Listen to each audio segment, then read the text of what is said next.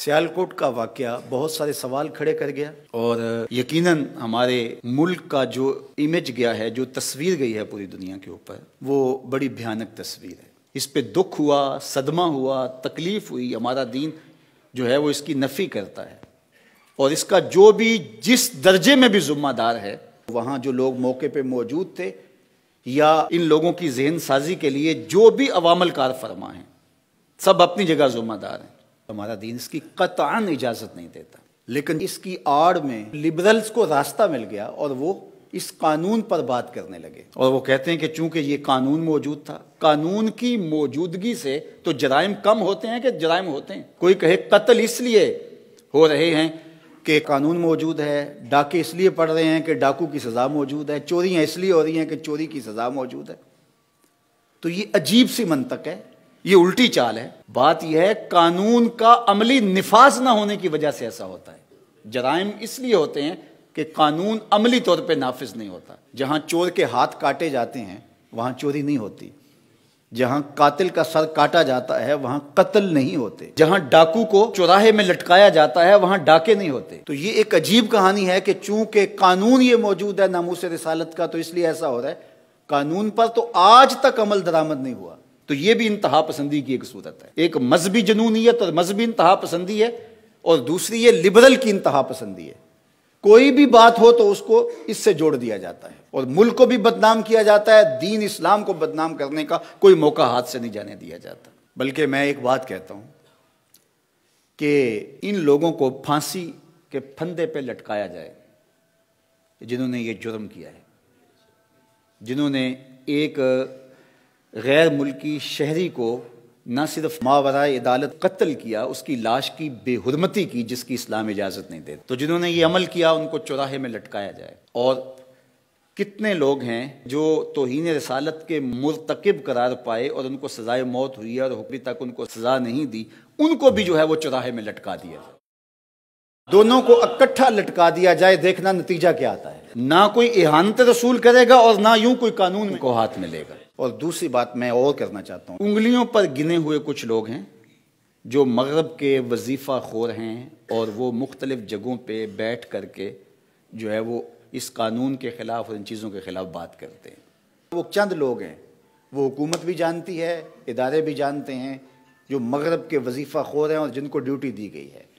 उसके अलावा बाकी लोग मैं मुतमईन नहीं कर पाया, उनके सवालों का जवाब नहीं दे पाया, मैं इल्मी तौर पे कमज़ोर था, उन्होंने बात की, मैं आगे से गुस्से में आ गया, लड़ने लग गया, तो वो मेरे से बदजन हो करके वो समझने लगे कि इस मसले के अंदर जान नहीं है, तो वो थोड़े से गलत फहमी में मुब्तला हो गए। तो हम उनको जो है वो दायरा इस्लाम से खारिज नहीं कर सकते और उनको दीन का गद्दार नहीं कह सकते। उनकी ज़हन साजी करना हमारी ज़िम्मेदारी है। मिंबर व मेहराब के ऊपर बैठे हुए लोगों की ज़िम्मेदारी है कि उनकी ज़हन साजी की जाए, ना ये है कि उनको लिबरल कह के धक्का दे दें और उनको उनके साथ खड़ा कर दें। उन्होंने उन पे मेहनत की, ये ग्रे एरिया है बहुत सारा, जो मेहनत करेगा वो उनके साथ जाके खड़े हो जाएंगे। तो हम लिबरल्स को एक नया फिरका बना करके इस कौम की तकसीम ना करें। मिंबर व मेहराब को अपनी जिम्मेदारी समझनी पड़ेगी। हमारे अंदर जो कोताहियां हैं उन कोताहियों को देखना पड़ेगा और उनको दूर करना पड़ेगा। इल्मी कमजोरियों का हमें कोई इजाला करना पड़ेगा।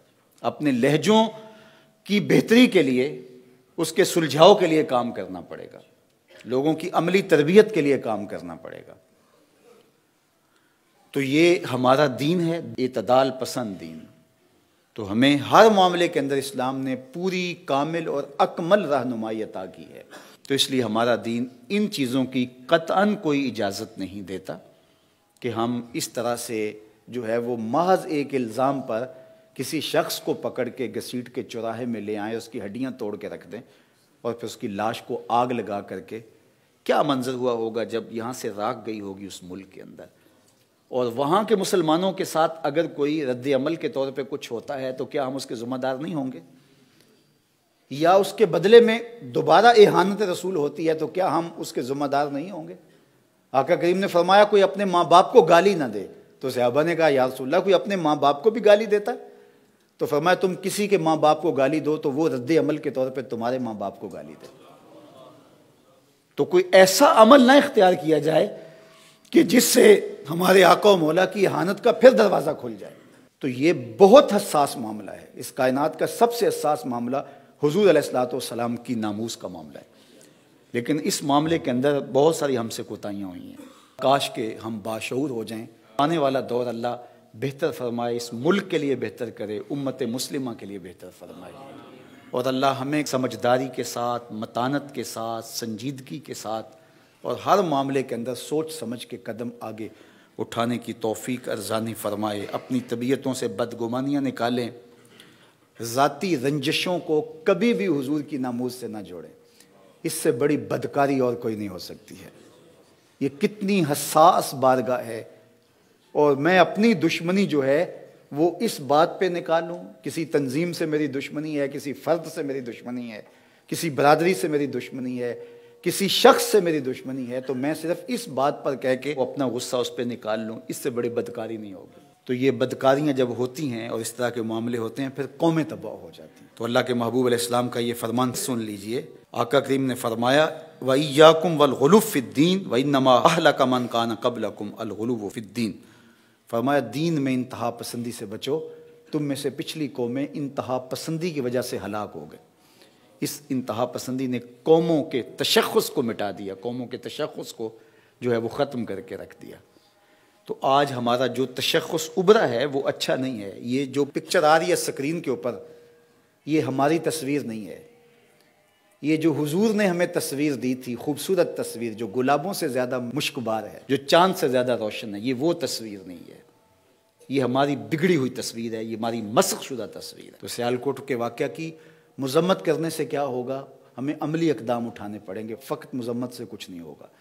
तो इसलिए हमें शऊर की आँख खोल करके जीना होगा।